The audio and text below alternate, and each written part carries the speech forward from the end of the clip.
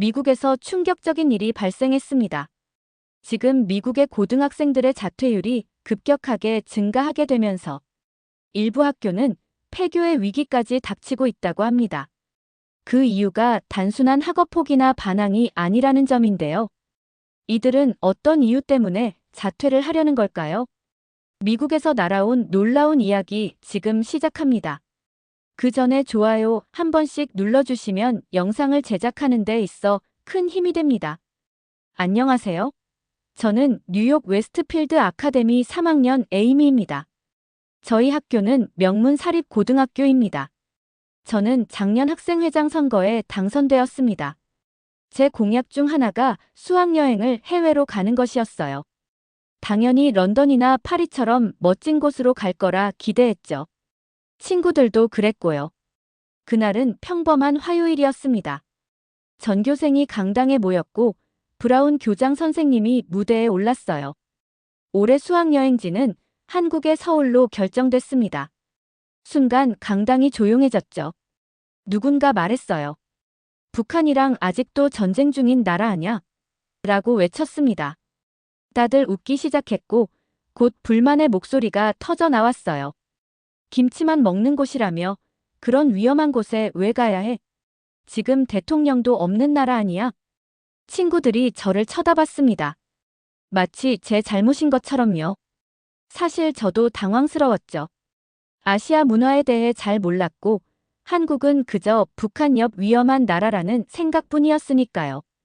에이미, 이게 다 네 탓이야. 친구 조씨가 귓속말로 말했습니다. 저는 아무 말도 할 수 없었어요. 하버드에 가기 위해 쌓아온 모든 노력이 한순간에 무너지는 것 같았죠. 그때 데이빗이 자리에서 일어났습니다. 데이빗은 한국계 미국인이에요. 평소엔 조용한 친구인데 그날은 달랐습니다. 너희가 아는 한국은 10년 전 한국이야. 지금의 한국은 미국보다 더 안전하고 디지털 기술은 훨씬 앞서 있어. 모두가 데이빗을 쳐다봤어요. 그는 휴대폰을 꺼내 유튜브 영상을 틀었습니다. 한국 고등학교 일상을 담은 브이로그였죠. 스마트 교실, 최첨단 시설, 무료 급식, 다양한 동아리 활동. 우리가 상상했던 한국과는 전혀 달랐어요. 저기 봐, 학생들이 태블릿으로 수업하고 있어. 누군가 말했습니다. 급식이 무슨 뷔페처럼 되어 있네. 점차 불만의 목소리가 궁금증으로 바뀌기 시작했어요. 저는 여전히 불안했습니다. 학생회장으로서 이 문제를 어떻게 해결해야 할지 고민이 됐죠. 한편으론 데이빗이 보여준 영상 속 한국이 너무 신기했어요. 우리가 알고 있던 한국과는 너무 달랐으니까요. 방과 후 저는 인터넷과 SNS를 뒤지며 한국에 대해 찾아봤습니다. 그런데 신기하게도 찾으면 찾을수록 한국은 작지만 정말 대단한 나라구나 라는 생각이 들었어요. 세계에서 가장 빠른 인터넷, 낮은 범죄율, 24시간 편의점, 제가 알던 한국이 아니었죠. 그날 밤 저는 결심했습니다. 이 수학여행이 어쩌면 기회일지도 모른다고요. 다음 날 학생회 긴급회의가 열렸습니다. 분위기는 여전히 좋지 않았어요. 제 친구들도 얼굴을 찌푸리고 있었죠. 회의실 밖에선 학부모님들이 모여 있었습니다. 워싱턴 포스트 기자, 아버지를 둔 셈이 귓속말로 알려줬어요. 부모님들이 한국으로 수학여행 가는 거에 대해 크게 반대하고 있다고 하던데 이사회에도 압력을 넣고 있다더라. 저는 여전히 망설이고 있었습니다. 한편으론 파리나 런던이 더 끌렸지만 데이빗이 보여준 한국의 모습이 머릿속에서 떠나지 않았죠. 그때 캐롤린 선생님이 들어오셨어요. 올해 새로 오신 과학 선생님인데 전에 구글 코리아에서 일하셨다고 했습니다. 여러분, 제가 3년 동안 한국에서 일했습니다. 한국은 정말 놀라운 나라예요. 우리가 상상하는 것보다 훨씬 앞서 있죠. 그곳에서의 경험은 여러분의 미래에 큰 자산이 될 거예요. 선생님은 글로벌 청소년 혁신 지수라는 보고서를 보여주셨습니다. 한국 학생들의 STEM 성취도와 창의적 문제 해결 능력이 세계 1위였어요. 선생님이 말씀하셨죠. 여러분, 한국의 교육과 기술은 미국이 배워야 할 미래입니다. 회의 후 복도에서 제임스가 다가왔어요. 부모님이 헤지펀드 매니저인 아이죠. 에이미, 우리 부모님들이 이사회에 항의서를 보냈어.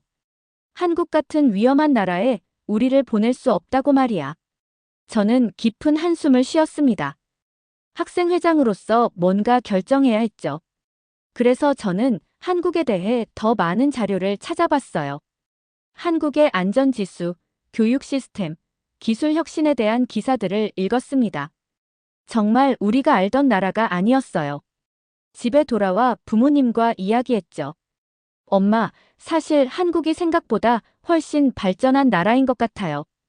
오히려 우리가 배울 게 많을지도 몰라요. 다음 날 학교 전체 회의가 있었습니다. 찬성과 반대가 정확히 반반으로 나뉘었죠. 결국 교장 선생님이 최종 결정을 한국으로 정했어요. 저는 무대에 올랐습니다. 가슴이 두근거렸어요. 여러분, 저도 처음에는 한국에 가는 것이 실망스러웠어요. 하지만 알아보면 알아볼수록 이게 오히려 특별한 기회라는 생각이 듭니다. 우리가 정말 글로벌 리더가 되고 싶다면 익숙한 것만 고집할 수 없어요. 새로운 세계를 경험해봐야 하지 않을까요? 교실이 조용해졌습니다. 잠시 후 데이빗이 박수를 치기 시작했어요. 다른 친구들도 하나둘 박수를 쳤죠. 저도 미소를 지었습니다. 그렇게 우리의 한국 수학여행이 확정됐어요. 당시엔 몰랐지만 이 결정이 제 인생을 완전히 바꿔놓을 줄은요. 비행기에 올라 출발을 하고 16시간의 비행 끝에 인천공항에 도착했습니다. 모두 지쳐 있었죠. 비행기에서는 대부분 잠을 자거나 영화를 봤어요. 일부 친구들은 한국어 기초를 배우는 앱을 다운받아 연습하기도 했지만 제 옆자리에 앉은 리사는 계속 불평했습니다. 한국에서 뭘 할 수 있다고 이렇게 멀리 오는 거야? 난 쇼핑몰이나 갈 건데 한국에 구찌는 있기나 해? 저도 속으로는 불안했어요. 정말 이 결정이 옳았을까? 하는 생각이 들었죠. 학생회장으로서 앞에서 불만을 표현할 수는 없었지만 마음속으로는 런던이나 파리의 화려한 거리를 상상하고 있었습니다. 비행기 창문으로 내려다본 한국은 그저 많은 건물과 산이 보이는 평범한 나라 같았어요. 과연 이곳에서 2주 동안 뭘 할 수 있을까? 라는 생각이 들었죠. 하지만 비행기에서 내리는 순간 그 생각이 바뀌기 시작했어요. 인천공항은 상상했던 것과 완전히 달랐습니다. 너무 깨끗하고 현대적이었죠. 우리를 맞이한 건 로봇 안내원이었어요. 파란 눈에 귀여운 외형을 가진 로봇이 영어로 웨스트필드 아카데미 학생 여러분, 환영합니다. 라고 말했을 때 우리 모두 입이 떡 벌어졌습니다. 실제로 움직이는 로봇을 본 건 처음이었어요. 저기 봐, 로봇이야. 제 친구 메건이 소리쳤어요. 다들 휴대폰을 꺼내 사진을 찍기 시작했죠. 로봇은 우리를 출입국 심사대까지 안내해 주었는데 그 모습이 영화에서나 볼 법한 광경이었습니다. 출입국 심사대에서는 더 놀랐어요. 자동 안면 인식 시스템으로 빠르게 입국 절차가 진행됐습니다. 뉴욕에서는 항상 줄을 길게 서서 기다려야 했는데 말이죠. 몇몇 친구들은 자동 게이트를 통과하며 연예인이 된 듯 포즈를 취했어요. 우리 모두에게 무료 와이파이 접속 카드도 주어졌습니다. 속도가 믿을 수 없이 빨라서 모두들 와, 진짜 빠르다. 라며 감탄했어요. 이게 전쟁 중인 나라 맞아? 조시가 작게 속삭였습니다. 다들 웃었지만 그 웃음에는 놀라움이 담겨 있었어요. 미국에서 생각했던 한국의 이미지와 실제 모습이 너무 달랐던 거죠. 공항을 빠져나와 버스를 탔습니다. 우리의 가이드는 윤지혜라는 25살 여성이었어요. 하버드를 졸업했다고 했죠. 영어가 너무 유창해서 우리가 더 놀랐습니다. 지혜는 세련된 옷차림에 자신감 넘치는 모습이었어요. 미국에서 공부하고 한국으로 돌아와 관광 가이드가 아닌 스타트업에서 일한다고 했습니다. 수학여행 가이드는 특별히 학교를 위해 자원한 거라고요. 한국은 미국보다 인터넷 속도가 4배 빠르고 길거리 범죄율은 10분의 1이에요. 밤에 혼자 돌아다녀도 안전하답니다. 지혜가 설명해 주었어요. 우리는 반신반의했죠. 뉴욕에서는 밤에 혼자 다니는 건 상상도 못할 일이니까요. 서울로 가는 길 고속도로는 깨끗했고 차들은 현대, 기아 같은 최신형 모델이 많았습니다. 리사가 놀라며 말했어요. 이거 다 한국 차야. 생각보다 멋있는데? 저는 창밖을 보며 생각했어요. 이게 정말 우리가 상상했던 한국일까? 우리가 얼마나 많은 편견을 가지고 있었던 걸까? 호텔에 짐을 풀고 잠시 쉰 후 우리는 지하철을 타보기로 했습니다. 지하철은 또 다른 충격이었어요. 너무 깨끗하고 질서정연했죠. 노약자석에 젊은이들이 앉지 않는 모습도 인상적이었고요. 지하철 내부에 설치된 디지털 스크린에서는 뉴스와 광고가 나오고 있었습니다. 모든 안내방송은 한국어, 영어, 중국어, 일본어 4가지 언어로 나왔어요. 가장 놀라웠던 건 사람들이 스마트폰을 손에 들고 잠들어 있는데도 아무도 훔치려 하지 않는다는 거였습니다. 메건이 제게 귓속말로 말했어요. 뉴욕에선 상상도 못할 일이야. 잠깐만 눈 돌려도 폰은 사라지고 없을 텐데. 저녁에 호텔로 돌아오는 길, 저는 문득 깨달았어요. 하루 종일 경계하고 있던 내 어깨의 긴장이 풀려 있다는 것을요. 뉴욕에서는 항상 주변을 경계하며 다녔는데 여기서는 그럴 필요가 없다는 걸 몸이 먼저 알아차린 거죠. 분단국가라는 이미지는 어디로 간 걸까요? 오히려 제가 살던 뉴욕보다 훨씬 안전하고 평화로운 느낌이었습니다. 둘째 날, 우리는 서울 강남으로 향했습니다. 지하철에서 내려 지상으로 올라오는 순간 모두 할 말을 잃었죠. 맨해튼의 타임스퀘어를 연상케 하는 거대한 건물들과 화려한 간판들이 우리를 반겼어요. 하지만 뭔가 달랐습니다. 더 깨끗하고 더 정돈되어 있고 무엇보다 더 미래적이었죠. 거리에는 쓰레기가 보이지 않았고 담배 냄새도 거의 없었습니다. 뉴욕의 거리와는 너무나 달랐어요. 와, 이게 정말 한국이야? 제임스가 고개를 들어 초고층 빌딩들을 바라보며 말했습니다. 뉴욕의 고층 빌딩에 익숙한 우리도 깜짝 놀랄 만큼 현대적인 건물들이 많이 있었어요. 유리와 철골로 된 건물들이 하늘을 찌를 듯 솟아 있었고 그 외관은 마치 영화에서 튀어나온 듯 했습니다. 가장 인상적이었던 건 거리 곳곳에 설치된 광고판이었습니다. 3D 이미지가 허공에 떠다니는 것처럼 보였어요. 메건이 그 앞에서 사진을 찍으려 했지만 카메라에 제대로 담기지 않았죠. 이런 거 영화에서만 봤는데. 메건이 흥분해서 말했습니다. 거리의 불빛은 24시간 꺼지지 않는다고 했어요. 강남은 밤에도 나처럼 밝고 활기찬 곳이라고 지혜가 설명해 주었습니다. 우리가 지나가는 한국 청소년들을 보니 또 한 번 놀랐어요. 그들의 패션과 스타일이 너무 세련되었거든요. 다들 잘 차려입고 헤어스타일도 완벽했습니다. 몇몇 친구들은 자신들이 오히려 촌스럽게 느껴진다며 웃었어요. 한국 10대들은 패션과 외모에 정말 신경을 많이 쓰는구나, 리사가 말했습니다. 난 우리가 더 스타일리시한 줄 알았는데 말이야. 저는 조용히 생각에 잠겼습니다. 우리가 세계 중심이라고 생각했는데 여기는 마치 미래에 온 것 같아. 그동안 미국이 모든 면에서 가장 앞서 있다고 생각했던 제 믿음이 흔들리기 시작했어요. 오후에는 판교 테크노밸리라는 스타트업 캠퍼스를 방문했습니다. 실리콘밸리와 비슷한 곳이라고 지혜가 설명해 주었어요. 거기서 놀라운 광경을 목격했죠. 우리 또래의 한국 청소년들이 AI 앱과 로봇을 개발하고 있었던 겁니다.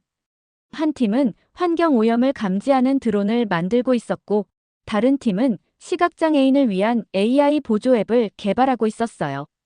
모두 고등학생들이었습니다. 그중 한 학생이 유창한 영어로 자신들의 프로젝트를 소개해 주었어요. 우리는 학교 수업 외에도 이런 활동을 많이 해요. 실제 문제를 해결하는 게 더 재미있거든요. 그들의 자신감과 열정, 그리고 실력에 저는 충격을 받았습니다. 뉴욕의 제 학교에서도 과학 동아리가 있지만 이런 수준의 프로젝트는 상상도 못했어요. 이 아이들은 우리보다 더 미래를 준비하고 있다는 생각이 들었습니다. 호텔로 돌아오는 버스 안에서 친구들과 오늘 본 것들에 대해 이야기를 나눴어요. 모두 한결같이 놀랍다는 반응이었죠. 리사조차도 더 이상 불평하지 않았습니다. 오히려 내일은 어디를 방문하는지 궁금해했어요. 저는 창밖을 바라보며 생각했습니다. 미국에서는 배울 수 없는 것들이 여기 있구나. 우리가 세계 최고라고 생각했던 게 얼마나 좁은 시각이었는지 그날 밤 저는 일기장에 이렇게 썼어요. 오늘 나는 미래를 보았다. 그리고 그 미래는 뉴욕이 아닌 서울에 있었다. 셋째 날, 우리는 한국의 과학고등학교를 방문했습니다. 학교에 도착하자 정문에서 교복을 입은 학생들이 우리를 맞이했어요. 모두 밝은 미소로 영어로 인사했죠. 웨스트필드 아카데미 여러분, 환영합니다. 그들의 발음은 완벽하지 않았지만 자신감 있게 말하는 모습이 인상적이었습니다. 교복을 입은 학생들의 모습이 신선했어요. 미국에서는 교복을 입는 학교가 많지 않으니까요. 하지만 그들의 교복은 딱딱하고 구식이 아니라 세련되고 단정해 보였습니다. 제 친구 리사는 저 교복 디자인 진짜 예쁜데 우리도 이런 거 입으면 좋겠다. 라며 감탄했어요. 우리를 맞이한 학생 중 한 명이 다가왔습니다. 안녕하세요. 저는 김민준입니다. 오늘 여러분의 가이드가 될게요. 민준이의 영어는 원어민처럼 유창했어요. 나중에 알게 됐지만 그는 국제과학올림피아드에서 수상한 학생이었습니다. 그런 학생이 우리 안내를 자원했다니 놀라웠죠. 민준이를 보면서 저는 묘한 열등감을 느꼈어요. 하버드를 목표로 열심히 공부하는 제가 부족해 보였거든요. 학교 건물로 들어서자 또 한 번 놀랐어요. 정말 최첨단 시설이었습니다. 입구에는 학생들이 만든 로봇이 전시되어 있었고 복도 벽에는 학생들의 연구 포스터가 가득했죠. 국제대회 수상 트로피와 메달도 진열장에 빼곡했습니다. 특히 눈에 띄었던 건 하버드, MIT, 스탠퍼드 같은 세계 명문대 합격 소식을 알리는 게시판이었어요. 숫자가 정말 많았습니다. 여기 학생들은 다들 천재인가 봐. 매건이 작게 속삭였어요. 실제로 그런 분위기였습니다. 미국에서 우리는 엘리트 사립학교 학생이라고 자부심을 가졌는데 여기서는 그 자부심이 약해지는 것을 느꼈어요. 민준이 자랑스럽게 학교를 소개했어요. 우리 학교는 과학과 수학에 관심 있는 학생들을 위한 특수목적 고등학교입니다. 입학 경쟁률이 매우 높지만 국가에서 운영하는 공립학교죠. 잠깐, 이게 사립학교가 아니라고? 제임스가 놀라서 물었습니다. 그의 아버지는 월스트리트 투자은행가인데 항상 좋은 교육은 돈을 지불해야 한다고 말하곤 했거든요. 네, 공립학교예요. 학비도 무료고요. 우리나라는 교육에 국가가 많은 투자를 하거든요. 우리 모두 믿기지 않았습니다. 웨스트필드 아카데미의 연간 학비는 5만 달러가 넘는데 이렇게 좋은 시설의 학교가 무료라니요. 저는 미국의 공립학교와 비교하며 더욱 충격받았어요. 제가 다녔던 중학교는 공립이었는데 시설이 낡고 프로그램도 부족했거든요. 민준이는 우리를 학생 연구실로 안내했습니다. 대학교 수준의 실험 장비들이 갖춰져 있었어요. 3D 프린터, 레이저 커팅기, 전자현미경까지 우리 학교에는 없는 장비들이었죠. 학생들은 자유롭게 이 장비들을 사용하며 각자의 프로젝트를 진행하고 있었습니다. 이 장비들, 다 학생들이 사용하는 거야? 조씨가 믿기지 않는다는 듯이 물었어요. 물론이죠. 우리는 실제 연구 프로젝트를 많이 해요. 지금 저는 미세 플라스틱을 분해하는 박테리아를 연구 중이에요. 작년에는 이 연구로 국제과학대회에서 수상했어요. 민준의 대답에 우리는 더욱 놀랐습니다. 고등학생이 대학원생 수준의 연구를 한다니 믿기지 않았어요. 우리 학교에서는 AP 화학이나 AP 생물 정도가 최고 수준인데 말이죠. 다음으로 수업을 참관했습니다. 수학 수업이었는데 학생들이 미분방 정식과 통계 모델링을 논의하고 있었어요. 심지어 머신러닝 개념까지 언급되었습니다. 저는 이 내용이 어렵게 느껴졌는데 학생들은 자연스럽게 토론하고 있었어요. 수업이 끝난 후 민준이가 말했습니다. 우리는 특별한 학교지만 일반 공립학교도 기본 시설은 비슷해요. 모든 교육은 국가가 지원하니까요. 이 말을 듣는 순간 저는 제가 내는 비싼 학비가 생각났어요. 부모님은 제 교육을 위해 매년 엄청난 돈을 지불하고 있었습니다. 하지만 여기 한국에서는 이런 수준의 교육이 무료라니 머릿속이 복잡해졌어요. 민준이 우리를 학교 식당으로 안내했습니다. 이제 점심시간이에요. 우리 학교 급식을 다 같이 먹어요.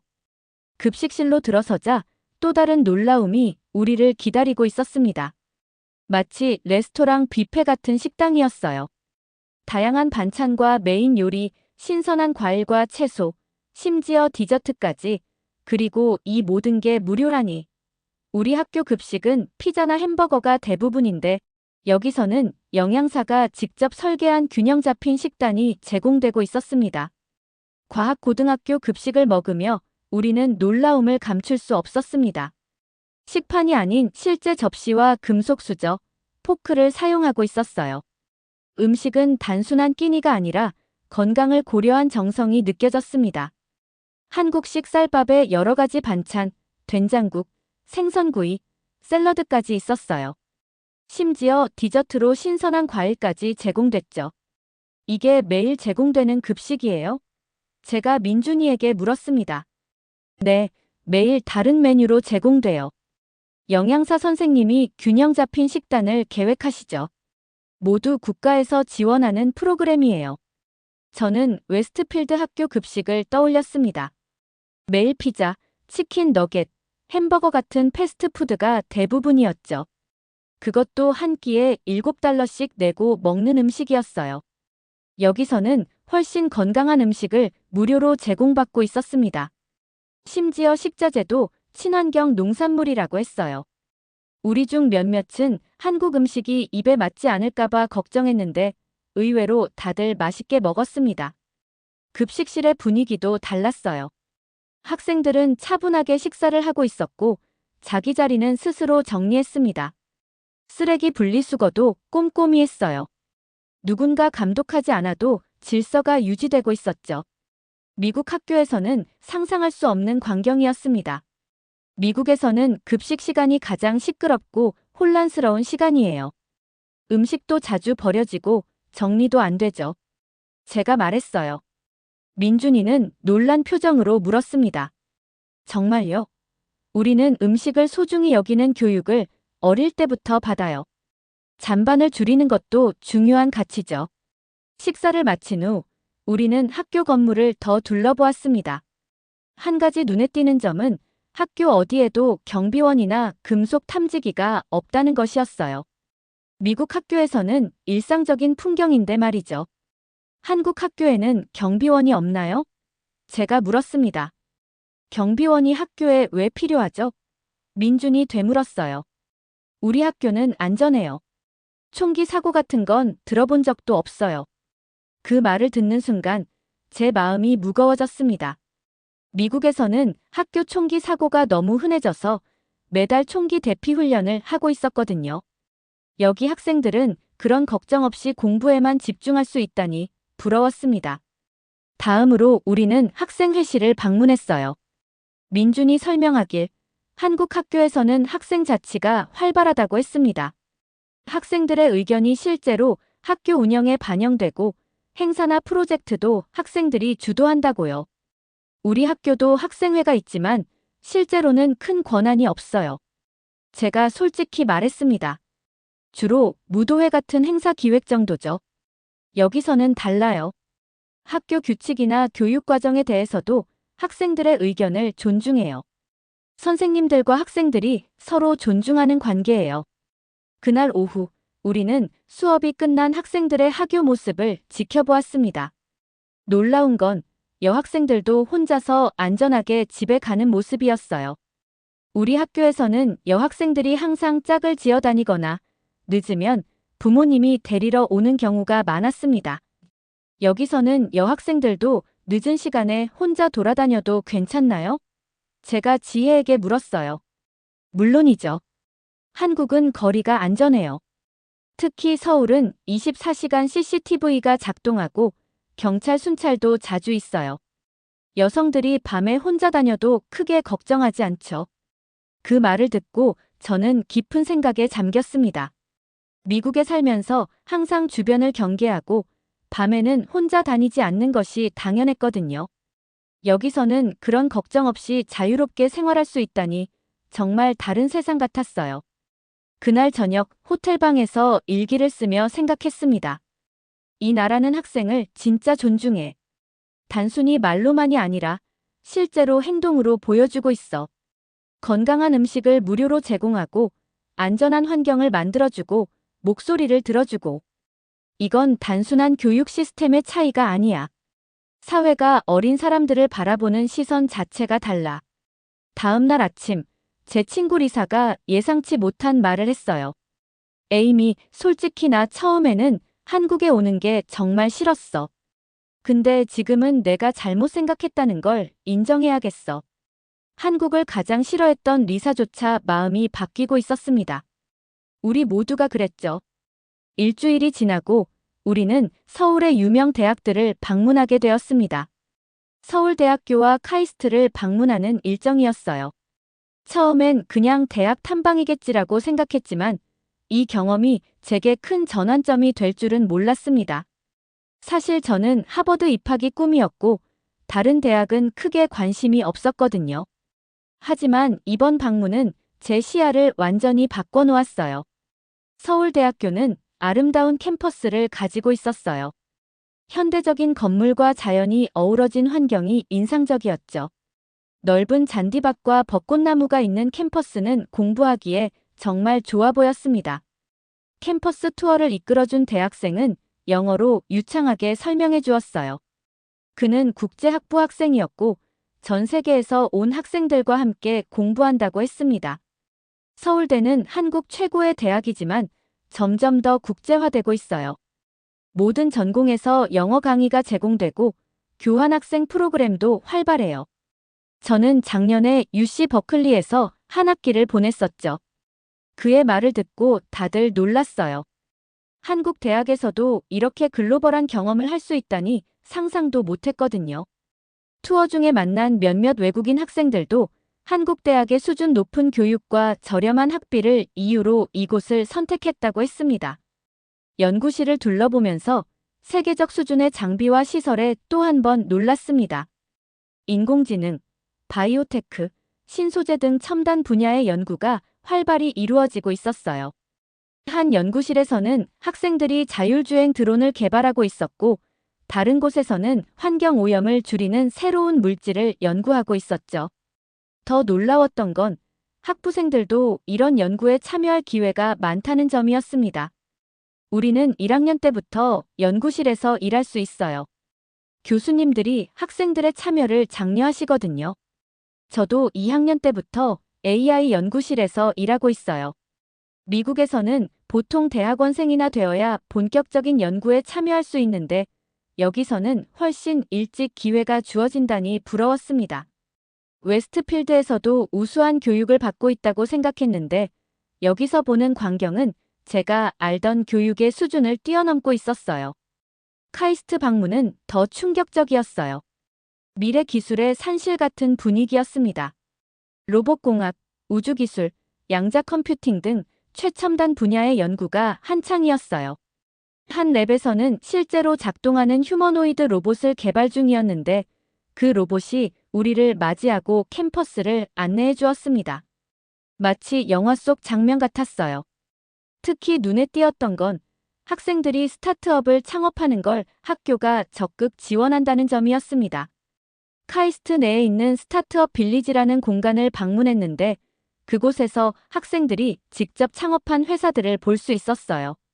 작년에만 30개의 학생 스타트업이 출범했어요. 학교에서 공간과 초기 자금, 멘토링을 제공해요. 실리콘밸리의 벤처 캐피털과도 연결해주고요. 한 학생 창업자가 자신의 회사를 소개해 주었는데 그는 겨우 22살이었어요. 그가 개발한 AI 기반 교육 앱은 이미 여러 나라에서 사용되고 있었고 투자도 수백만 달러를 받았다고 했습니다. 저보다 한 살 많은 사람이 이미 성공적인 사업가라니 저는 제 자신이 작게 느껴졌어요. 대학 캠퍼스 안에 있는 스타트업 인큐베이팅 센터를 둘러보면서 저는 미국의 대학들과 비교하게 됐어요. 물론 미국에도 훌륭한 대학들이 많지만 이곳의 실용적이고 혁신적인 분위기는 특별했습니다. 학생들이 단순히 좋은 성적을 받기 위해 공부하는 것이 아니라 실제로 세상을 바꿀 수 있는 일에 열정을 쏟고 있다는 느낌이었어요. 그날 저녁, 우리는 특별한 기회를 얻었어요. 서울대 기숙사에서 한국 학생들과 하룻밤을 보내는 룸메이트 체험이었습니다. 저는 영어 영문학을 공부하는 지민이라는 학생과 함께 지내게 됐어요. 지민의 방은 작지만 아늑했고 책장에는 영어 원서가 가득했습니다. 셰익스피어부터 현대 소설까지 제가 읽었던 책들도 많이 보였어요. 지민과 함께 있으면서 밤늦게까지 이야기를 나눴습니다. 한국과 미국의 문화 차이, 교육 시스템, 진로 계획, 심지어 연애와 결혼까지 다양한 주제로 대화가 이어졌어요. 지민은 영어를 정말 잘했고 미국 문화에 대해서도 많이 알고 있었습니다. 미국 영화와 드라마를 많이 봐서 영어를 배웠어요. 언젠가 미국에서 공부하고 싶어요. 하지만 학비가 너무 비싸서 걱정이에요. 지민의 말에 저는 생각에 잠겼습니다. 미국 대학의 높은 학비가 많은 국제 학생들에게 장벽이 되고 있다는 사실을 새삼 깨달았어요. 반면 한국의 대학들은 훨씬 저렴한 학비로 질 높은 교육을 제공하고 있었죠. 기숙사에서의 밤, 지민은 제게 특별한 사람을 소개해 주었어요. 미국에서 온 교환학생 리사였습니다. 우리와 같은 나이인 18살이었죠. 리사는 원래 스탠퍼드 대학교 학생이었는데 1년 교환 프로그램으로 한국에 왔다고 했어요. 금발 머리에 파란 눈을 가진 전형적인 미국 소녀였지만 한국어도 꽤 유창하게 구사했습니다. 원래는 1년만 있을 예정이었어요. 하지만 지금은 한국 대학에 정식으로 편입하려고 준비 중이에요. 리사가 말했습니다. 왜요? 스탠퍼드는 세계 최고의 대학인데요. 제가 놀라서 물었어요. 리사는 미소를 지으며 대답했습니다. 맞아요. 하지만 제가 여기서 발견한 건 단순히 좋은 학교가 아니라 더 행복한 삶이에요. 한국에서는 학업도 중요하지만 삶의 균형과 공동체 의식을 더 중요하게 생각해요. 미국에서는 항상 경쟁에 시달렸거든요. 리사의 말은 제게 깊은 울림을 주었습니다. 지난 몇 년간 저도 하버드에 가기 위해 자신을 극한으로 몰아붙였거든요. 좋은 성적, 다양한 활동, 봉사활동 모든 것이 대학 입시를 위한 것이었죠. 행복이나 진정한 배움에 대해서는 생각할 시간도 없었습니다. 미국에선 성공하기 위해 경쟁만 배웠는데 여기선 협력하면서도 성과를 내는 법을 배우는 것 같아요. 제가 말했어요. 리사가 고개를 끄덕였습니다. 정확해요. 그리고 여기는 너무 안전해요. 밤에도 혼자 돌아다닐 수 있고 총기 사고 걱정도 없죠. 그냥 마음이 편안해요. 다음 날은 우리 수학여행의 마지막 날이었습니다. 저녁에는 한강공원에서 단체 피크닉을 했어요. 서울의 야경이 한강에 반사되는 모습이 정말 아름다웠습니다. 학생들은 그룹을 지어 앉아 지난 2주간의 경험을 나누었어요.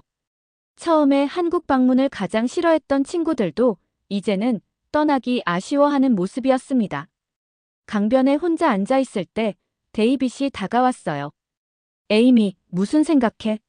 내가 정말 원하는 교육과 미래가 어디 있는지 이제 알 것 같아. 제가 속마음을 털어놓았습니다. 눈물이 눈가에 맺혔지만 부끄러워하지 않았어요. 웨스트필드에서 배운 것보다 2주 동안 더 많은 걸 배운 것 같아. 진짜 세상을 봤어.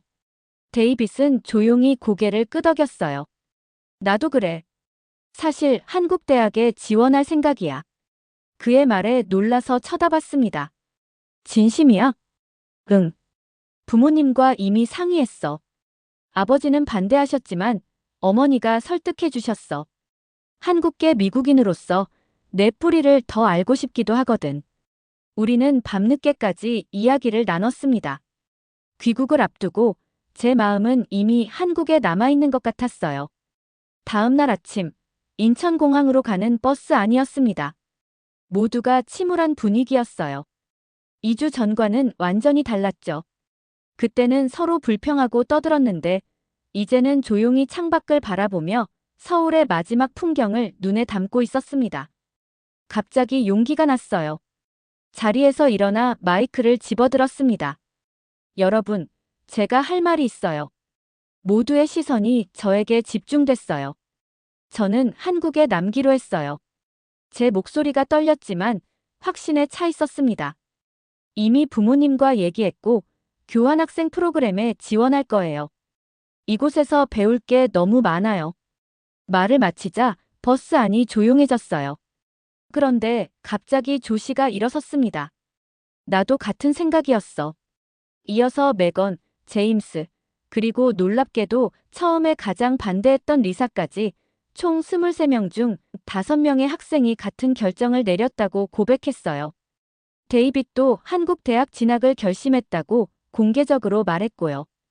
브라운 선생님의 표정은 놀라움과 당혹스러움이 섞여 있었지만 어딘가 자랑스러워 보이기도 했습니다. 그로부터 6개월 후, 저는 서울에 있는 국제학교에 다니고 있었어요.